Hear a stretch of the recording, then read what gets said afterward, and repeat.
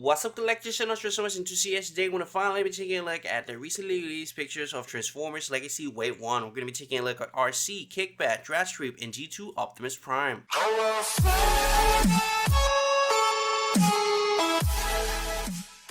And here we have all of the recently revealed Legacy Wave 1 figures, and oh my god, I was not expecting them to look this good. I was like, man, they're probably gonna look decent, but no, man, they completely blow me away. Every single one of them looks fantastic. You can also tell that they look accurate on their own representation. I appreciate that, especially Dragstrip and Kickback. Oh my god, those two look exactly the same as the G1 representation. I appreciate that. I'm super hyped for those two.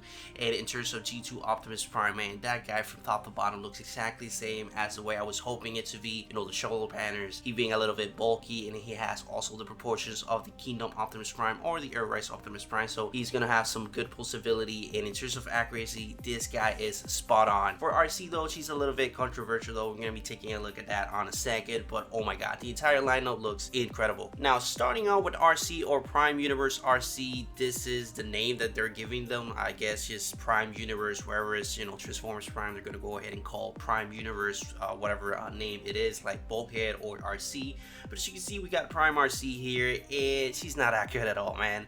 Like, I'm kind of 50-50 on it, but I kind of understand why they did it, because as you can see, the Prime Arcee, if you go ahead and put it next to the other, you know, figures that the actual line offers, she's not gonna look, you know, kind of, I don't know, it's gonna look different, like super different, and they're not gonna look good together on a shelf. And I think that is the reason why they decided to go kind of 50-50. As you can see, she kind of looks like, you know, the Prime Arcee, but at the same time, she has the G1 looks, you know, the bulky, kind of boxy look that the G1 always has. And I think that's the reason, because it kind of makes sense if you, you know, decide to go that route. But in terms of accuracy, again, man, this is not accurate at all. And I saw a lot of comments of people being mad, you know, the Transformers Prime fans not being happy at all of this design, and they were saying that, well, this is not accurate, she's not feminine enough. And yeah, she's not. She is really bulky. And I think it's also because they're gonna go ahead and kind of do some repaint, some retools of this mold, and kind of use this mold as a base for other figures to come on the future. But overall, man, the sculpted and detail and paint distribution looks decent. It looks fantastic next to the other Autobots that we got on the line, and Decepticons and all that. It's just gonna look fantastic next to Bullhead. That's pretty much the only thing that matters to me.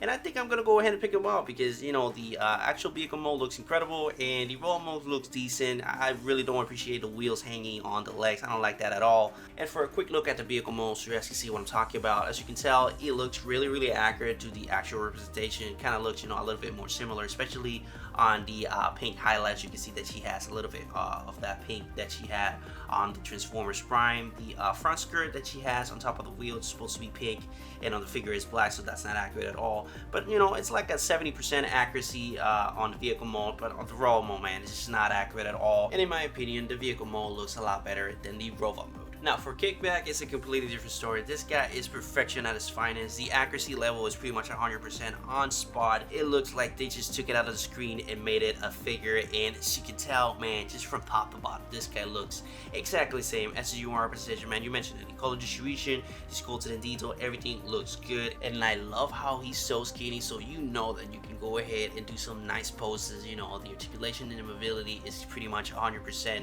not hindered by any panels whatsoever, because he has no backpack, no extra panels on the arms or the legs, so he's just full on exactly the same as the G1 representation. And I love this figure, man.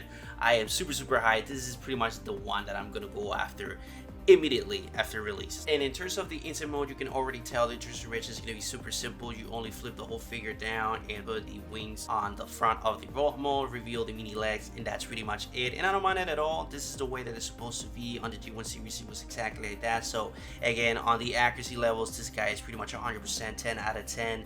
And you can also put the mini swords that he was rocking on the robot mode on the wings to make it a little bit more bulky if you want. So it's just not bad at all. Fantastic figure indeed. Now, moving on to Dragstrip. Dragstrip, this guy is pretty much the same story as Kickback. The accuracy level is pretty much 100% from top to bottom. This guy is spot on, and oh my god, the color distribution and the sculpted and detail that this guy is rocking is not that bad at all. The weapons, I love them. I love the color, the mini purple with the black color. It really gives it a nice touch. It kind of, you know, it pops a little bit more due to the figure being pretty much completely yellow. So honestly, not that bad at all. And it also was confirmed that this guy is going to be a combiner, so the hype is real. So eventually you're going to go ahead and get to that Minister figure. Just like the series they got, you know, released one by one, and eventually they formed Devastator. It's pretty much exactly the same with the Legacy line. So oh my god, man, this guy is a must-have for sure. You have to pick him up. And for the vehicle mode, you can see that the color distribution and the sculpted and detail translates really well into the vehicle mode itself. And just overall, the accuracy levels is still 100%. Even on vehicle mode, you can see that pretty much everything is spot on.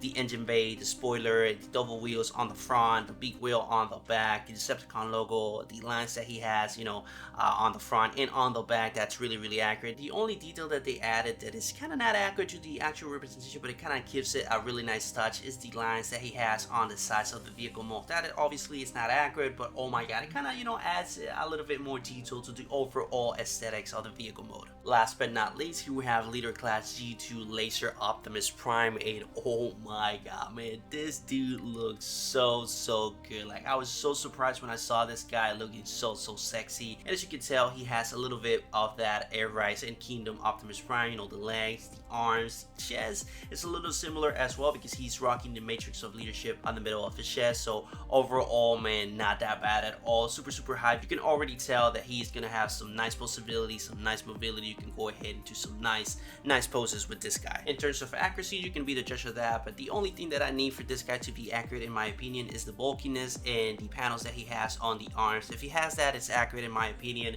But you can see that for the color distribution also is accurate. You can see the black, the blue, the red, everything is pretty much the way it's supposed to be. So overall, this guy is a fantastic addition to your collection indeed, and for me, it's a must-have for sure. And in terms of the truck mode, you can already tell that he's really faithful to the OG Laser Optimus that we got, you know, back in the day. For example, the 1980 Laser Optimus, that it was really nice addition to anyone's collection. You can see that he pretty much opens exactly the same as that 1990 figure, and just overall, it looks fantastic. The only con that I have is that the gas tank kind of looks bland. It kind of looks boring, you know, all gray. He's supposed to have, you know, a whole majority of colors there. Maybe, you know, some third parties are gonna go ahead and develop a couple of stickers to put there, but in my opinion, kind of looks bland, kind of looks boring. You see the vehicle mode on the front, you know, with the flames, red and black and all that, and then you see the tank on the back, and it's kind of, I don't know, it's boring in my opinion. But this is just me nitpicking for the sake of nitpicking. Overall, this guy looks fantastic. By the way, I wanted to mention that the reason I didn't talk about bulkhead or skids on this video is because I already make a separate video on those two. So if you're interested, link is going to be in the description down below, as well as in the top right corner of this video.